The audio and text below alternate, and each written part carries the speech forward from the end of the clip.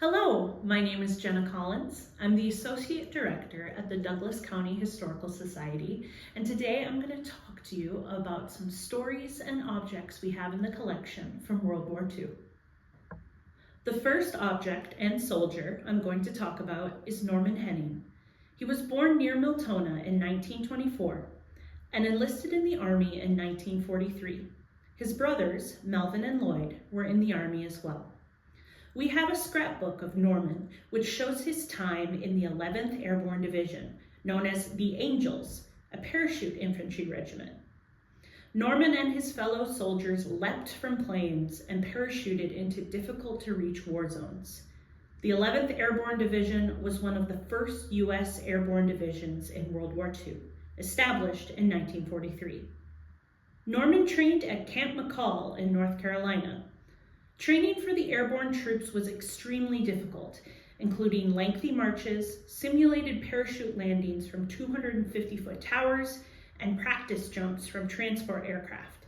If a recruit hesitated in the doorway of an aircraft, he would be failed immediately, and sometimes tossed out the plane anyway. The washout rate was high, but there was never a shortage of candidates, especially because in American airborne units, the rate of pay was much higher than that of an ordinary infantryman. In 1944, Norman and the 11th Airborne were transferred to New Guinea to prepare for combat in the Philippines. He was part of the Battle of Leyte in the summer of 1944, which was fought to take back the island of Leyte from Japanese forces. The battle was fierce and drawn out, with heavy rainfall, difficult terrain, and fierce Japanese resistance making advance difficult. The island was eventually secured despite continued pushback from Japanese forces. Norman and the 11th Airborne were also part of the Battle of Luzon in early 1945. Luzon is the Philippines' most populous island and home of the capital of Manila. They dropped on February 3rd, joining up with existing U.S. forces on the island and pushing back Japanese forces. They eventually took Manila, which had been heavily ravaged by the war. The forces continued to push the Japanese out of the rest of northern Luzon. The 11th Airborne was part of the plans for the invasion of Japan, but after Japan's surrender, it was instead selected by General MacArthur to lead the American forces that would occupy Japan in September 1945. Robert Yonker was born in St. Paul, Minnesota, and came to live in Douglas County later in life. He joined the Civilian Conservation Corps after high school, and then the Air Force in 1937. He was based at the Travis Air Force Base in California, and when the U.S. entered the war, he flew B-24 bombers in the 90th Bombing Group, which were nicknamed the Jolly Rogers after one of its commanders, Colonel Arthur Rogers. Their emblem, painted on the tail of the planes, was a skull with two crossed bombs below. Robert's flight jacket was donated to the Historical Society by his daughter. An excerpt from the History of the Jolly Rogers shares a story of his time in combat. One Jolly Rogers Liberator was flying reconnaissance off the north coast of New Guinea when the pilot sighted an enemy convoy. As he headed for it, the B-24 was suddenly attacked from all directions by enemy Japanese planes, known as Zeros, whose guns blazed at close range. The pilot did not survive the 20mm cannon fire crashing through the windshield. Shrapnel hit everyone on the flight deck, wounding co-pilot First Lieutenant Robert B. Yonker in the face and hands. A powerful gale rushed through the smashed windshield, turning the flight deck into blurred chaos of roaring wind, smashed equipment, and obscured windows. Rousing himself from the shock of his wounds, Yonker peeled the B-24 off toward some thin cloud cover as the Zeros pressed home more attacks. All the bomber's communications were damaged. Unable to see out the windows, with shrapnel burning his face, Yonker flew the plane against the furious gale with his head out the side blister.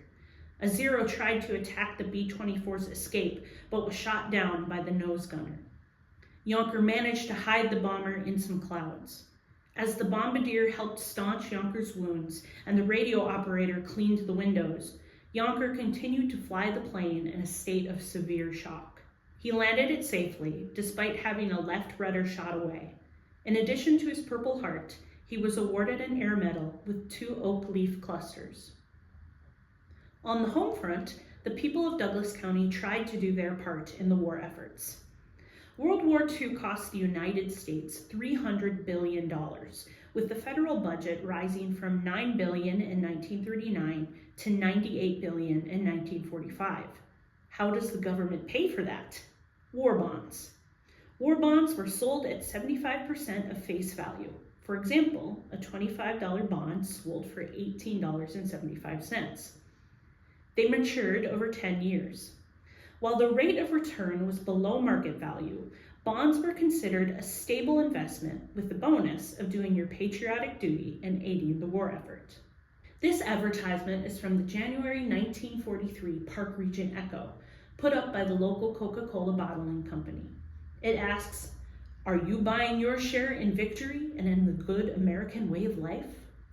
Bonds were even advertised at the Douglas County Fair. This cartoon was in the 1944 Fair Premium booklet. Advertisements for the war effort went even further for Forada Co-op Creamery.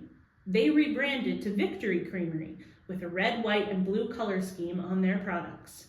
This butter container has an advertisement to buy war bonds on the side. In April of 1943, there was a war loan drive in Douglas County. The theme was Help Buy a Bomber, which cost $300,000. The goal set by the loan office for the drive was $430,000, and the people of Douglas County went well over that goal in 1 month. The numbers were broken down by township, city, and town in the Park Region Echo. Alexandria led the drive with just over $176,000, with Osakis coming in at over $41,000 and Evansville at $11,680. Thanks for watching. To learn more about the Historical Society and our artifacts, please visit us at www.dchsmn.org.